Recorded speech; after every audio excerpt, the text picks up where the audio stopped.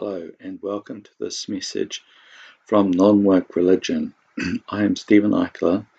Non-woke religion posts are intended to present practical religious viewpoints that have not been tainted by woke, far-left or progressive politics. Today's topic is Macro Islam leads to internal jihad, why we should stop importing radical Islamists. We investigate the need for selective immigration. Selecting those who are culturally compatible is not racist, it is pragmatic and practical.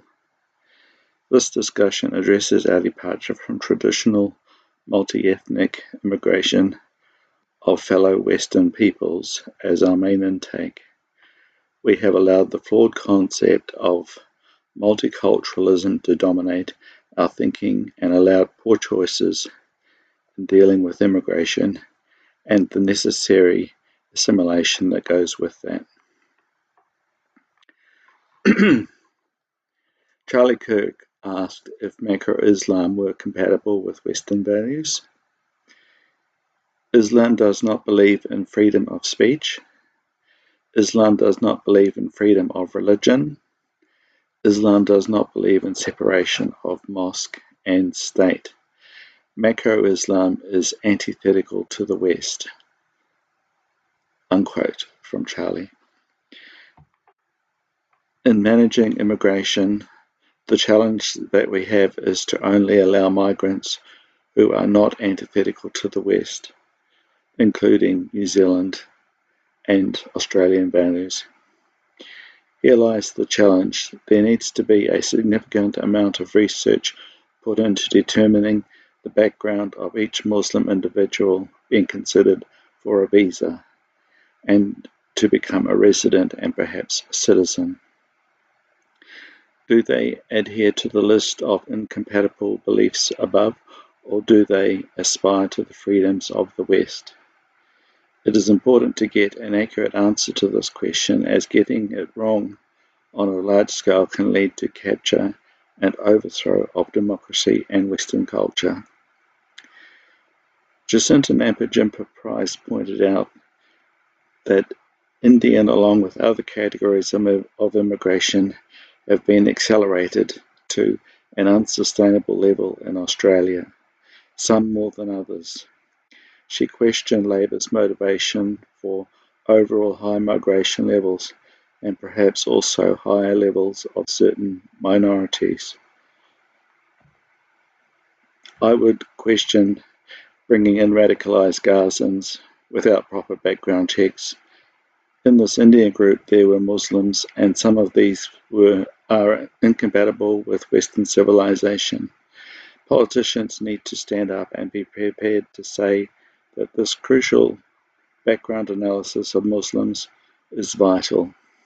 Background checks of others are necessary too, but Islam carries Charlie Kirk's big red flag. Charlie was stating something that is an absolute truth and also is to be ignored at the peril of the entire Western civilization.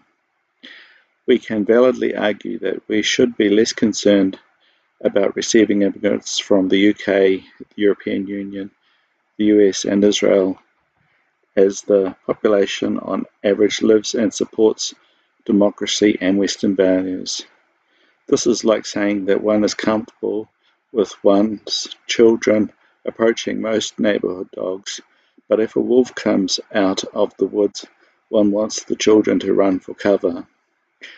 Islamism almost always leads to terrorism and failed multiculturalism, and an Islamist state like Iran is a deadly threat to peaceful Muslim and Westerner alike.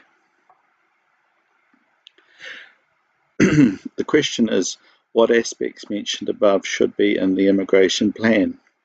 Can we discuss who should be welcomed, and can we face the reality that some who want to come here hate us and hate Western civilization?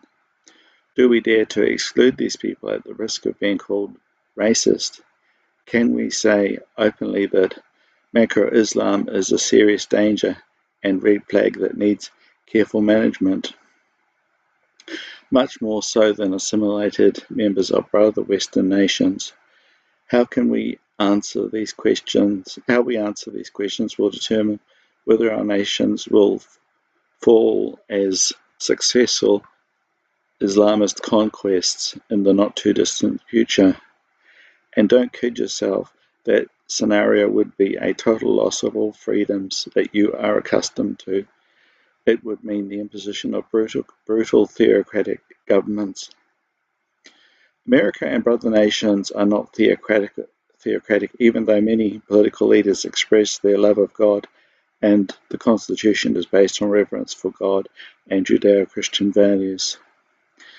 In particular, Islam has components that are completely incompatible with Western civilization, such as non-defensive conquest by jihad and brutal Sharia law.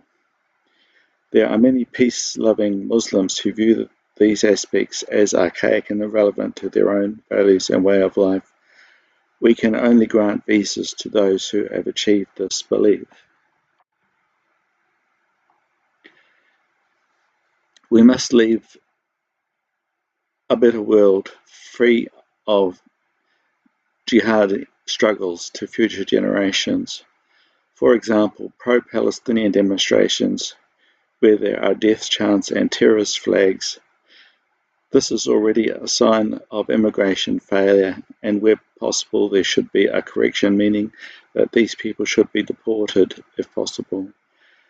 Many newscasters are afraid to say that it is obvious that the closed borders of Egypt, Saudi Arabia, UAE, Bahrain and Jordan to Palestinian refugees tells us that even these mostly peaceful Arab brothers fear these mostly Islamist people. The Labour government in Australia has made a huge security blunder, allowing these people into Australia without security checks. This is already resulting in growing cultural conflicts that signal failure of multiculturalism.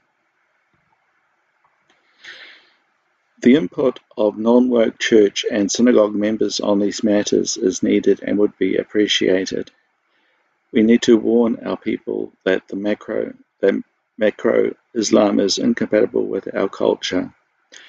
We must see the reality of this so we can let our political leaders know that we want better immigration decisions to prevent predictable failures of multiculturalism.